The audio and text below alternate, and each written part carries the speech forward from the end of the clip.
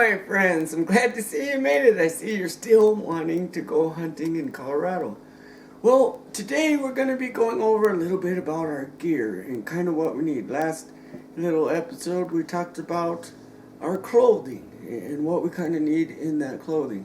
But today we're going to talk more on the lines of like what we actually need for field gear. So I'm going to explain to you a little bit about the things that I usually take with me, and they've always been a success. And so we don't want to overpack, and we don't want to pack too many things, because again, we're going to be walking out in the woods, and the more and more hunters all the time are becoming more and more educated. So in their education, they're coming to know that, only way to get an elk is by walking 3 miles into the woods. Well, that's not always the case. A lot of elk are taken right out of camp, and so the thing is the elk are where the people aren't, and that's the thing you got to remember. So we're going to scout out, and a lot of my guiding is pre-trip scouting. So I got hundreds of maps and public and private land maps, and I'm going to scope out there,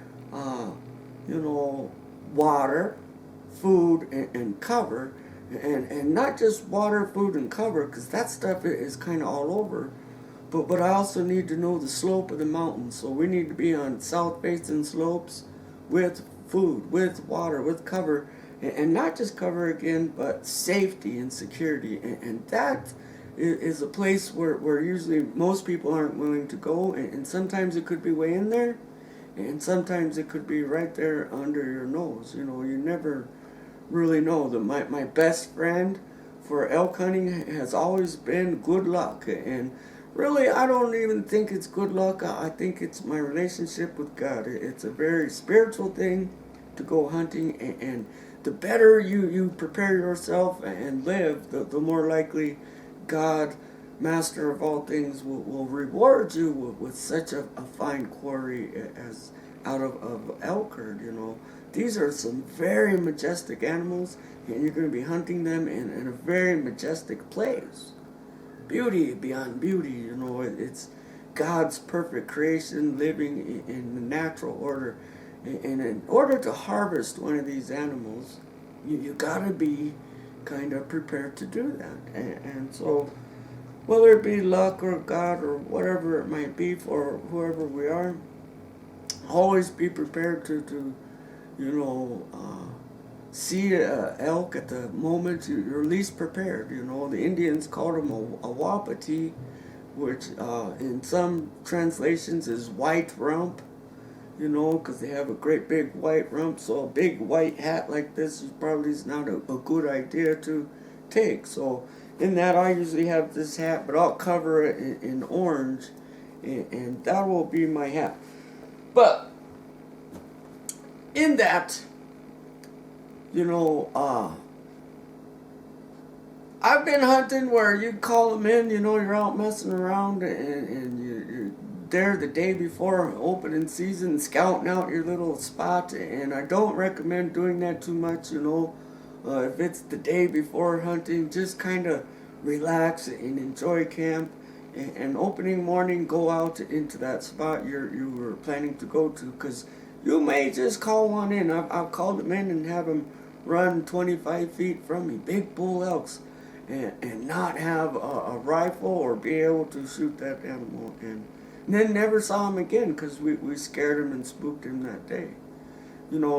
This little Ralphie I got behind me is a small one that we've got, but many of my friends will testify to you, I am the world's worst shot, but the world's greatest hunter. I can shoot at him, but I just seem to miss him every time. And a lot of it comes through too much coffee in the morning. Don't over coffee yourself when you're waking up, going out to do your hunt, because you're going to be all shaky and jittery. And if you've been sitting behind an office or sitting in a cities type situation of work, you're out there in the woods, you're kind of out of shape, you're out there huffing and puffing, and all of a sudden here comes Charlie, this big giant bull elk, and I am full of adrenaline.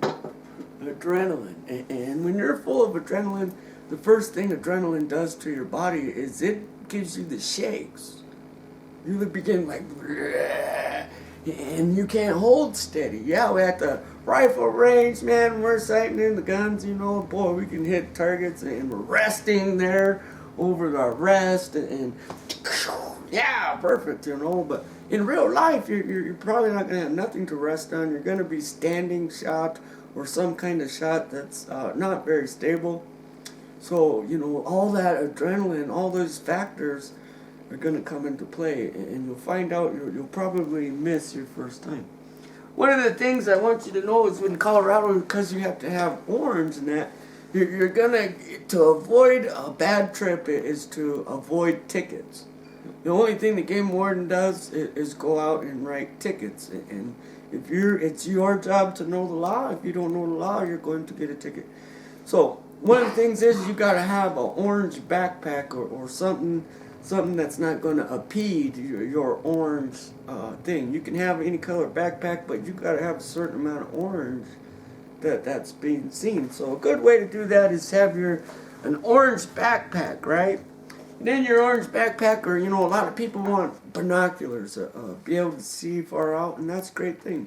But even these binoculars here, which are very good, they're 8x40, a Nikon. They're nice, but they're heavy. So the heavier, and again, we're going to be out walking around, and the more stuff we got, the more heavier it is, more tired we're going to get. Plus, if we get one, then we got problems there. So we're going to be prepared to get one. Always be prepared to get one. And another thing, these are great, but don't have too much of these giant, and these are small, but they're still too big. Binoculars. They're going to weigh you down, and if you're carrying them around your neck, it's going to hurt your neck and that. Here's a better set. These are just as good, if not better, and they're a lot smaller, a lot lighter, and you can probably fit them in a coat pocket or something.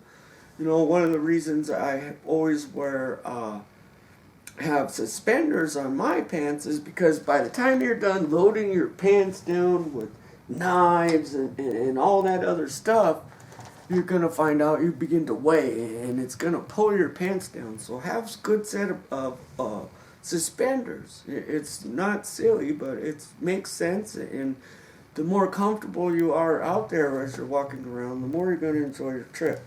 Now, some of the knives we got in my backpack, you want to have more than one knife, all right? Or otherwise you're going to be sharpening your knife all the time. You're going to be sitting around camp whittling wood and carving stuff and dulling your knife down. Everybody gets bored at camp and ruins their knife. But anyway, you want a good knife. Here I got a good case knife, a good buck knife, or elk knife, whatever you want to call it. And those are nice, and boy, man, when you're walking around camp and you got that, everybody loves you. It's cool, bud. And that's cool, man. And if you get to be a real good elk hunter, you go out and you get to make you one of these necklaces. And then now you got a cool knife, you got the cool necklace, and you got the cool hat, and now you're Mr. Cool sitting there in camp.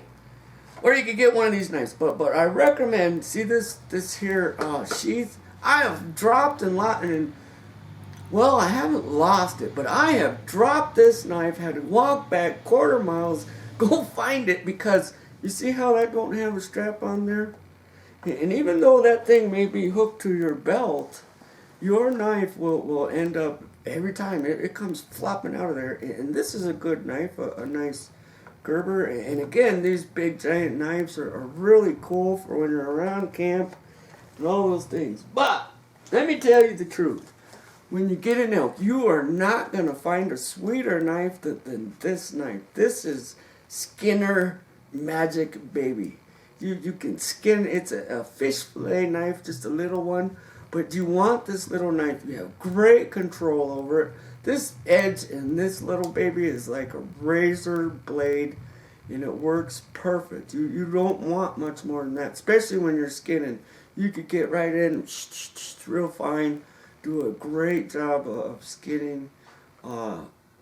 This here is my number one elk hunting knife, and you wouldn't believe how awesome this thing is. And if you needed multiple knives, because they're tough, man. They have tough hide, they have a tough skin, and you're going to rub up against bones and things of that. This is one of the best deboner knives as well. Because if you're out there and you get one half-mile in, quarter-mile in, shoot, you get one 100 yards off the road and you're going to have to quarter it out or whatever. They are a beast of an animal, especially if you're alone. So you want, one of the best ways is, as a hunter, if you do a good job, leave that hide there and leave those bones there, all right? You don't want to be taking that hide and bones, and then you got to bring that home and dispose of it, and it's just leave it out there. And plus, that's feeds the crow. It feeds animals. That's the thing. Well, let it be something good for that. But anyway, you want a couple of these nice knives, these little guys, and they're not very expensive. You could pick one of these up for $10 or so. And where those others cost you hundreds of dollars, but this is going to actually hold the edge, I found, a little better, and it's better for working around the bones and stuff like that. You also want to have a nice deboner, especially, a little bit, same knife, the real thin blade, they bend, and they bend around, and you can snug right on them bones, so you're not wasting no meat. And so you want a good deboner, and you want something good that's gonna not get lost, right? And I recommend, you're gonna need a saw, because you're gonna have to get through the ribs, and there's certain bones in that where you want to cut and get out of the way. And I recommend this here, this type. I have a Gerber saw, but I recommend this type of saw. One, you can hang it right on your belt, just like your knife. So you got couple knives and this on your belt. You're good to go. Really, you don't need the backpack and all the stuff. And that's the nice thing about it. The less stuff you take with you out there, the more enjoyable you're going to be on your trip. And so you got this saw. Oh, she's a little dirty, but that's a good saw, right? It's a dirty saw. So anyway, here we got our saw, and we got a nice fine blade here and a good coarse blade on there, and that's all you need, man. You don't want too big of a saw, and you don't want to be out there putting saw. They have some saws you can put them together or whatnot, kind of look like a pipe saw or whatever. What do they call those? This is the saw you want, because it goes in and it's not too deep. You can go right up through the ribs with their guts and lungs in there, and really not even puncture too much into their guts and lungs, because it don't go so deep, and you got good leverage. Get a good cut in there.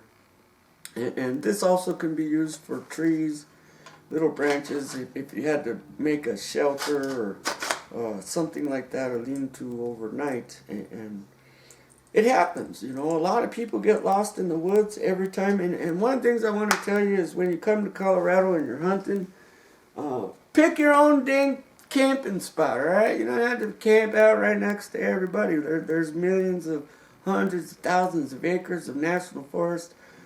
Pick a nice, comfortable camping spot where you're there alone. Don't camp out next door neighbors and go ruining their time. And, be aware, many people get lost. So when you see Joe Blow walking up and down the street, stop and say hello.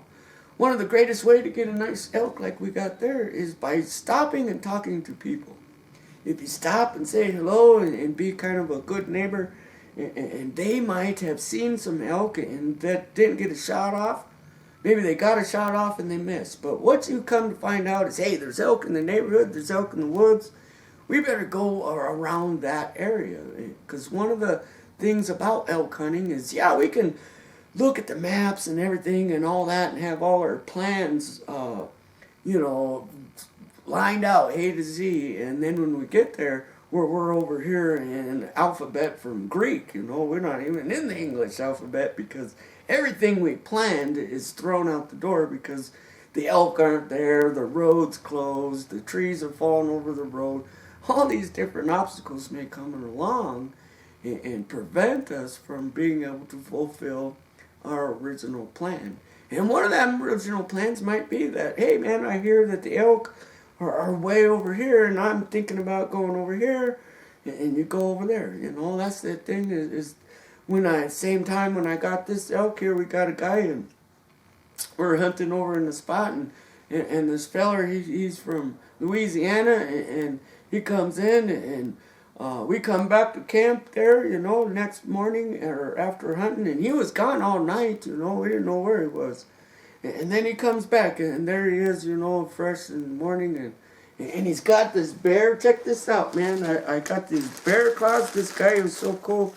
He gave me these couple bear claws, and that, because he got a bear, man, and not only did he get a bear, he got a bear, a buck deer that year, and a nice big bull elk. And so we're sitting there checking out his game, you know, and man, this is awesome. And we come looking, and we come to notice that, boy, he shot that bear right in between the eyes. He shot the elk right between the eyes, man. We're like, man, we got a real live Davy Crockett here, man. You know, diggity dog, man. You're awesome. You really showing us. Not only did you get him, man, you don't miss. You hit him right between the eyes. And he's, well, yeah, you know, and it was easy because, you know, when I spotted him with my bucklight in the middle of the night, you know, all I could see was right between their eyes, you know. And again, in Colorado, we don't allow night hunting or looking at the deer with bucklights. But you never know. Another thing is that, you know, you can have one of these cool knives, a nice buck knife, and these big giant knives usually aren't very good for nothing but looking cool at camp.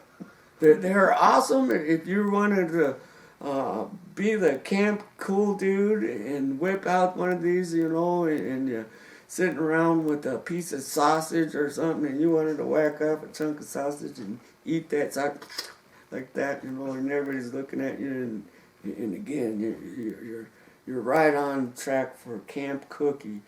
But out in the field, man, this thing isn't the greatest thing. A trick I want to tell you, though, a lot of people want to make you buy multiple knives. So now they got that knife, the zipper knife. Don't even buy that stuff. That's the biggest rip-off junk you could ever get. All you got to do is take your finger and put it right there on the tip. And just like a zipper, and you'll never scar the innards or the guts of that animal, never, and it works every time. But again, this is a great knife for being the coolest camp cook around. So, in that, get one of these rangefinders. These are pretty cool. This is pretty neat because when you're out elk hunting, and especially in Colorado, the mountains are huge. They're bigger than life. And because they're so huge, so bigger than life, you lose judgment and a sense of judgment. Especially if you got a scope and you're looking through your rifle, you like, yeah, I can see him, but he's 800-900 yards away. And you don't realize he's 700-900 yards away unless you have one of these. So it's real nice. Mine goes up to like a 500 yards, and it don't go past that, but really you're not going to hit nothing over 500 yards. Miracle shots past that, but you know, you gotta have an idea of kind of what you're looking at, you know, because you'll be amazed of how close 200 yards really is. And in reality, that's kind of far, but in mountain sense, it's very close, you know. Elk calls, you know, everybody wants these cool little elk calls and stuff, but the thing is that I've learned the best of you're gonna be around a lot of pressure. I don't care who you are, you come to Colorado, you're gonna run into not a couple elk hunters, many elk hunters, and the greatest way to find out what kind of pressure your elk are under is blow off a wonderful bull elk bugle, and every hunter in the county is going to come seeking you. So one of the things you're going to find out is all you're going to do is call in hunters. And it doesn't work that cool. The cow calls are cool, but the best thing, this thing does work and works great. Having a little mouth, the bird calls or the mouth call will work even better because it's hands-free, And with that hand, so with your mouth call, you'll be able to go and you can use your gun and call at the same time. Because the only time it really works is if, you know, you spook them or you see them running or something like that and you want to stop them. You can make that little short, you know, cow call, and then they'll stop. And they'll stop with this as well. But you really, my experience is, you know, you're not really going to call them in to you, especially in third, fourth season. You know, these animals are highly pressured.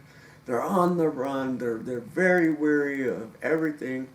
And in fact, I'm coming to believe if you don't know their particular language, because they have a language, they're talking to one another, and they know who one another is. And if you come in speaking Spanish when they're all speaking English, it's not going to work. And so the best thing to do is wait until you actually saw one. And then if you saw one and it was spooked, then blow that elk call and it will stop. It will stop, look back at you, and you got about 30 seconds. And outside of that, you ain't got much looking for you. But anyway, I just wanted to go over, you know, again, you might want to have a backpack, but with that backpack, you know, not too much stuff. Don't get all over crazy. You know, got some rubber gloves, stuff in case you get one. You know, kind of be prepared to get one. Again, here you got to have in Colorado orange, and one of the things I do, because, you know, I like my hat, you know, so anyway, you just take this orange scarf, and you got plenty of orange right there as your orange hat, you know, and so there you can do that, right? But you got all these different elk calls and things, and really, you know, they're just toys, and they're cool to play with at camp. But that's the thing too, if you're at camp, blow a lot of elk calls, right? I've done it before where we were sitting around for 3 days practicing elk calls, and fourth day, here comes an elk walking right through camp, you know, and so there's nothing greater than to get an elk in camp, you know, you always get to brag about that one. So you got little things, but you don't want too much. And then you also, when you guys are out and about, remember you need some game bags. So that's what you want to fill your backpack with, is the things you need to get one out, and the tools that you're going to need to do that with. So with that, have that prepared in your mind. You're also going to need a backpack that's able to carry out 1/4 of an animal. You know, and usually those are made of a metal frame or something of that nature. So anyway, that's Hunting with Dave. As we see, everybody in town can't wait to go hunting with me. So see you next time. I'm an acorn small